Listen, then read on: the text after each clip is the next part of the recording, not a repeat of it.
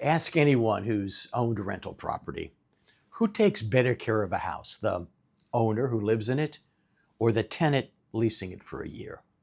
The tenant calls about the leak but doesn't fix the fence. It's not a character flaw. It's a rational response to incentives. Physicians are running the same experiment, just at scale, without even recognize it. I've already written on the blog and spoken on the podcast about the rent seekers, the hospitals and investor-owned platforms that employ most American physicians and extract the surplus of their labor while calling it a partnership, or even worse, a family. Today, the other half of that relationship, the renters. A renter has nothing to do with title.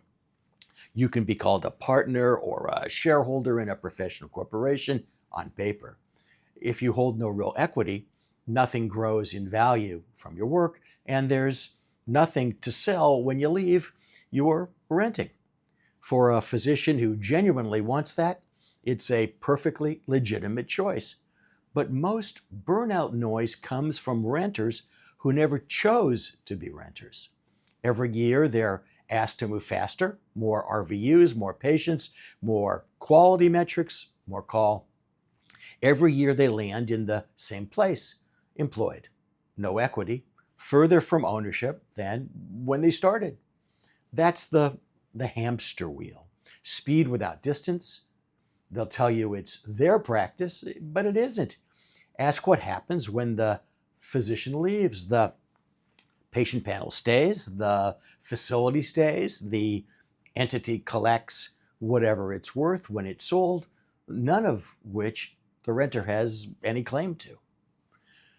Renters don't treat a business like their own, no matter how many times leadership calls it a family. That's rational stewardship of finite energy, not disloyalty. The institution feels it too. Engagement erodes, quality softens, turnover climbs, and the fix, more oversight, more dashboards, is just more speed on the same hamster wheel.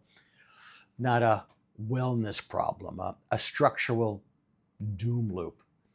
Most burnout solutions, meditation apps, resiliency training, a chief wellness officer with no real authority, treat the symptom, not the structure. None answer why a physician who owns nothing would feel invested in anything beyond his or her own effort. None of this means that every physician should actually own. Ownership carries real risk, and it isn't right for every physician or for every career stage. But that should be a deliberate decision made with real numbers and thought, not simply a default. Most physicians complaining loudest about burnout have never asked the one question that would change something. Would owning even a piece of what I do change how I feel about doing it? Most never run the numbers because complaining is easier than getting off of that hamster wheel. If you're trying to figure out what ownership in whole or in part would look like for you, I welcome the conversation.